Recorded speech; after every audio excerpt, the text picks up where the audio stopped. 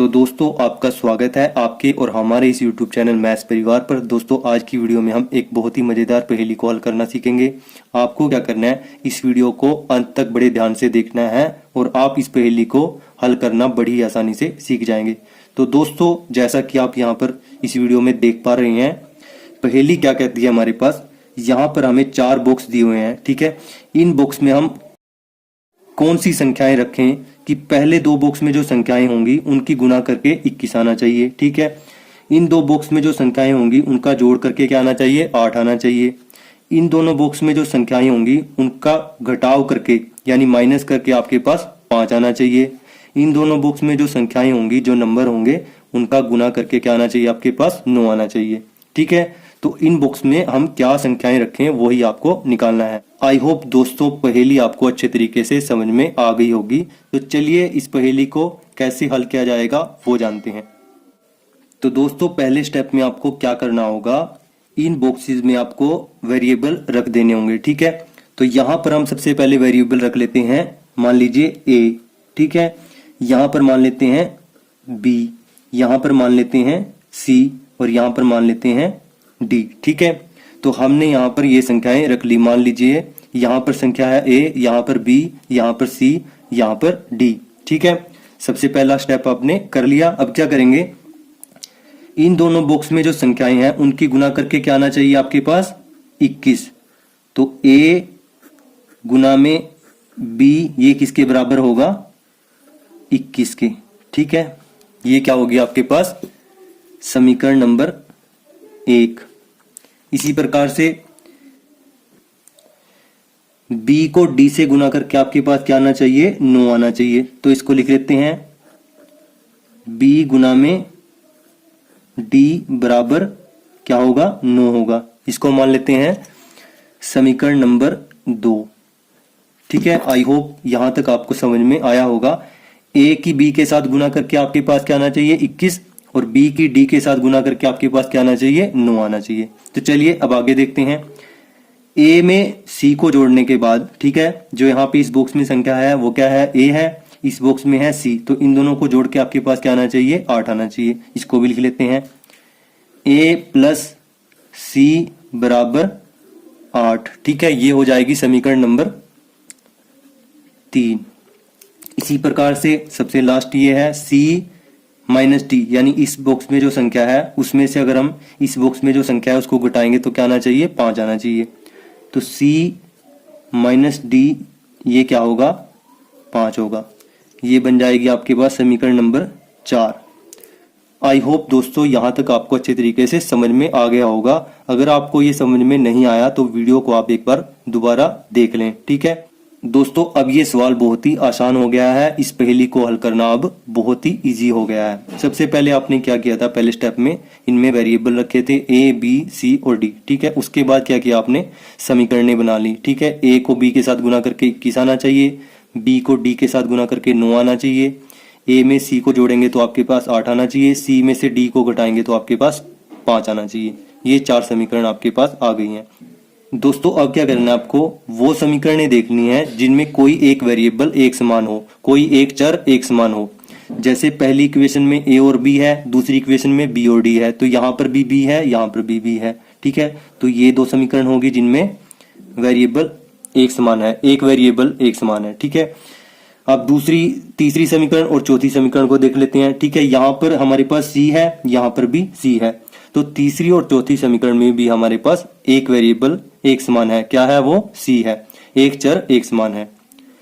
तो सबसे पहले हम क्या करेंगे, यहाँ पर a की b के साथ गुना है, यहाँ पर b की d के साथ गुना है, तो हमें क्या करना है, b को खत्म करना है इन दोनों समीकरण में से।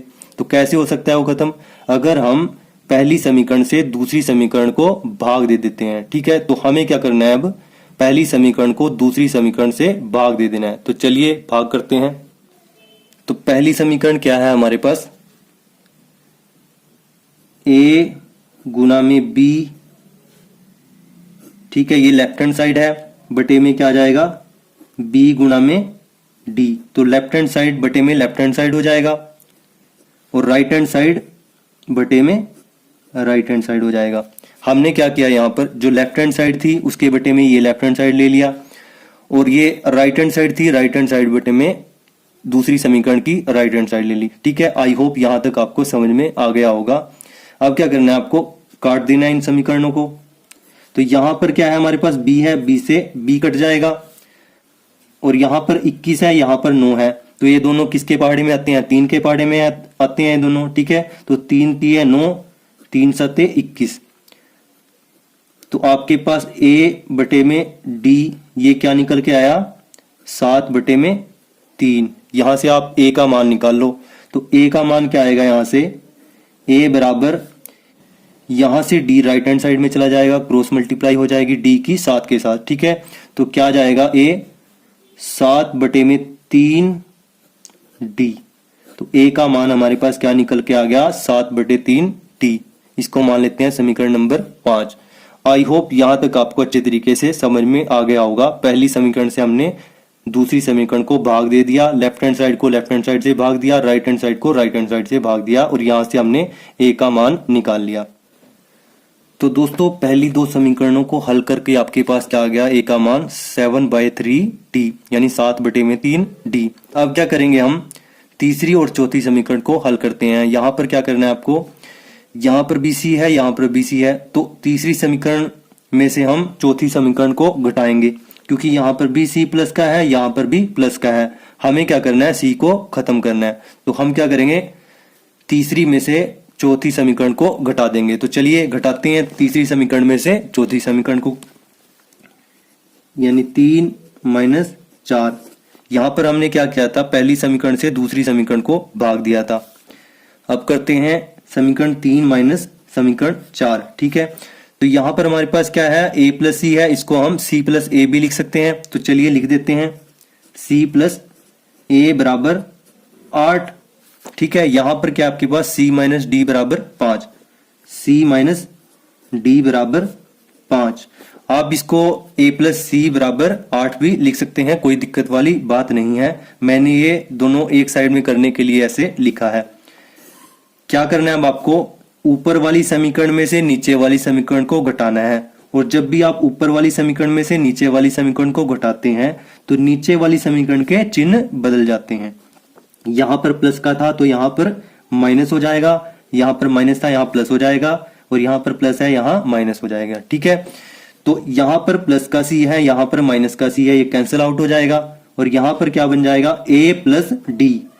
तो a प्लस में d बराबर क्या आ जाएगा, 8 में से 5 गया 3। तो इन दो समीकरणों को हल करके आपके पास क्या आ गया, a + d बराबर 3। ये समीकरण नंबर 6 हो गया आपके पास।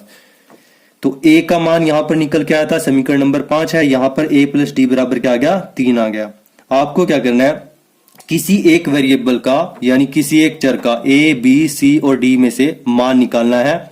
ठीक है, और उस चर का मान निकलने के बाद आपको क्या करना है, इन समीकरणों में उसका मान रखते जाएंगे, और बाकी सभी वेरिएबल का यानी चरों का मान भी आप बड़ी ही आसानी से निकाल पाएंगे। तो चलिए अब क्या करेंगे, यहां पर a का मान किसकी फॉर्म में है, d की फॉर्म में है, तो a का मान यानी समीकरण नंबर 5 को हम क्या करेंगे, समीकरण नंबर 6 में रख देंगे, यानी a का मान क्या करेंगे, समीकरण नंबर 6 में रख देंगे। तो चलिए रखते हैं, a का मान 6 में रखने पर चलिए रखते हैं a क्या हमारे पास 7/3d। तो a की जगह लिख देते हैं 7/3d प्लस d आ गया, d का d बराबर 3। अब यहां पर भी d है, यहां पर भी d है, d को हम कॉमन ले लेंगे, d कॉमन ले लिया, d यहां से कॉमन ले लिया तो अंदर क्या बच जाएगा, 7 बटे में 3, d बाहर आ गया था, प्लस 1 क्योंकि d हमने बाहर ले लिया था, बराबर क्या आपके पास 3 है। आई होप यहां तक आपको समझ में आ रहा होगा। चलिए आगे देखते हैं। अब क्या करेंगे, इनका एलसीएम ले लेंगे, t को ऐसे रखेंगे, 3 एलसीएम आ जाएगा, 7 का 7 आ जाएगा, प्लस 3 एकम 3। दोस्तों अगर आपको भिन्नों का जोड़ करना नहीं आता, एलसीएम लेना नहीं आता, तो इस वीडियो के डिस्क्रिप्शन बॉक्स में इसकी वीडियो भी दी गई है, उसको देखकर आप इसको भी अच्छे तरीके से सीख सकते हैं। ठीक है, तो ये क्या जाएगा आपके पास बराबर में 3।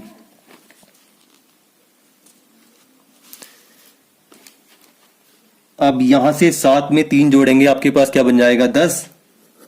तो d क्या 10 बटे में 3, d ब्रैकेट में क्या आ जाएगा 10 बटे में 3 बराबर 3।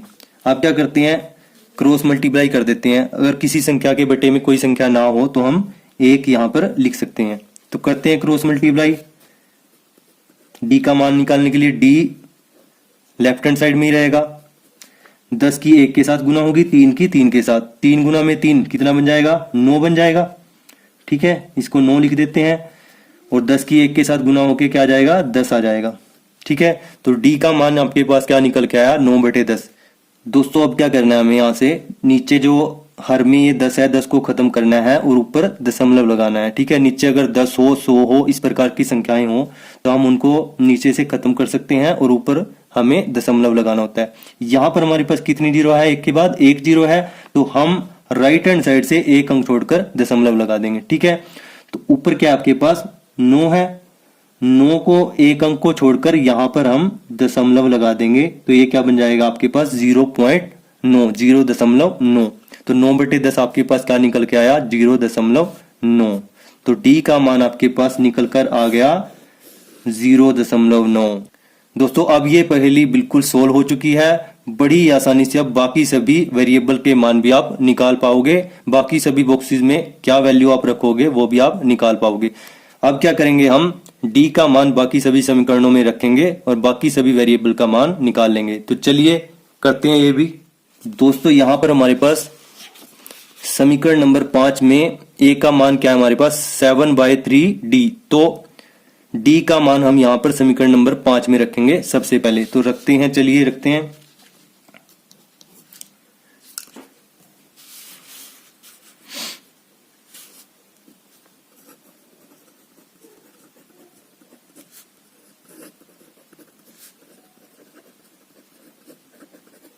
समीकरण नंबर 5 क्या है हमारे पास, a बराबर 7/3d।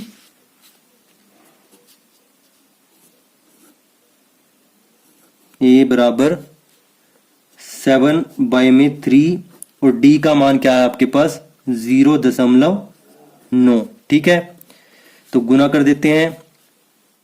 7 9 63, ये आ जाएगा 6.3। ठीक है, अगर आपको दशमलव वाली संख्याओं की गुना करनी नहीं आती तो इसकी वीडियो भी आपको डिस्क्रिप्शन बॉक्स में मिल जाएगी, वहां से आप उस वीडियो को देखकर दशमलव वाले संख्याओं की गुना करना भी सीख सकते हैं। बटे में क्या आपके पास 3 है। अब 3 से आप ऊपर वाली संख्या को काट देंगे, 3 दूनी 6, 3 एकम 3। तो आपके पास a का मान क्या निकल के आया 2.1। ठीक है, तो ये हो गया आपके पास किसका मान, a का मान। a का मान भी आपने निकाल लिया, d का मान भी निकाल लिया। चलिए अब b और c का मान भी निकाल लेते हैं। तो समीकरण a क्या आपके पास a गुना में b बराबर 21। तो a का मान तो आपके पास निकल गया है, तो a का मान आप यहां पर रखेंगे और b का मान निकाल लेंगे। तो चलिए निकालते हैं इसको भी।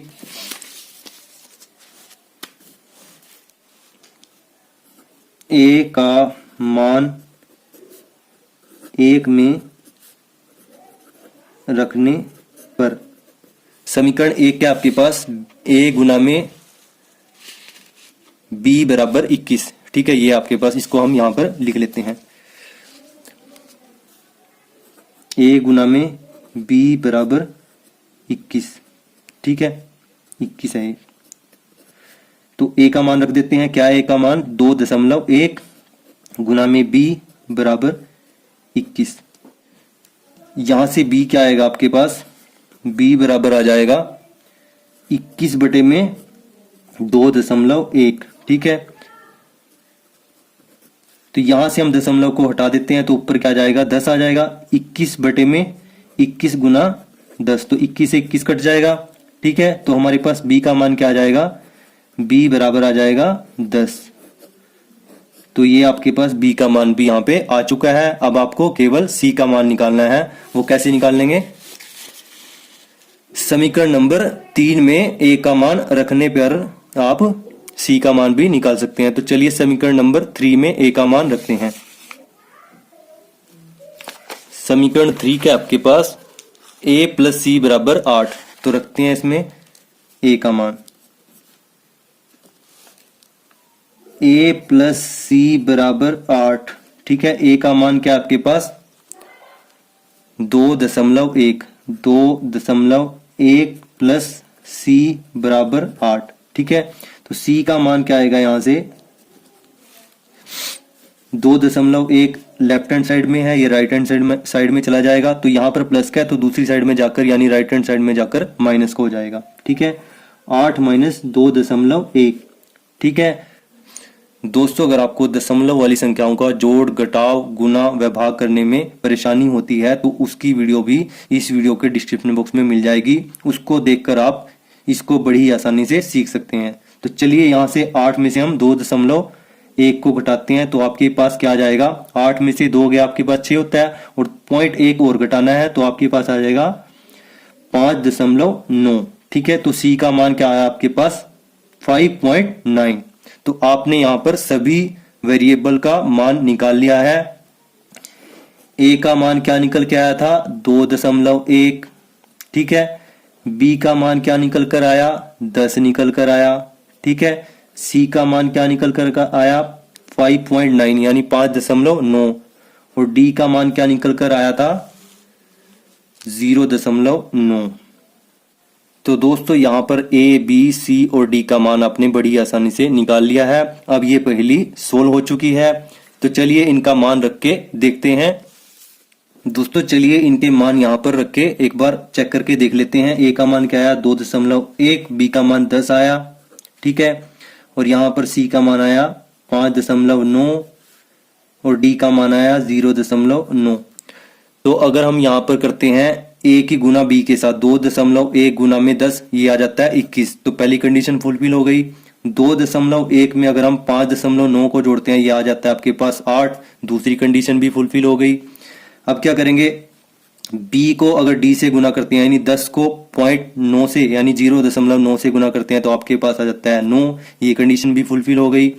अब 5.9 में से हम 0.9 को अगर घटाते हैं सी माइनस डी करते हैं तो आपके पास क्या आता है 5 आ जाता है, ये कंडीशन भी आपकी फुलफिल हो गई है। तो दोस्तों आई होप ये पहेली आपको अच्छे तरीके से समझ में आ गई होगी। अगर आपको ये पहेली अच्छी लगी तो वीडियो को लाइक जरूर करना, और इस प्रकार की आप और भी पहेली और सवाल अगर आप चाहते हो, इस प्रकार की वीडियो अगर आप चाहते हो तो हमारे चैनल को सब्सक्राइब करके बेल आइकन जरूर प्रेस कर लेना। Thanks for watching this video. जय हिंद, जय भारत दोस्तों।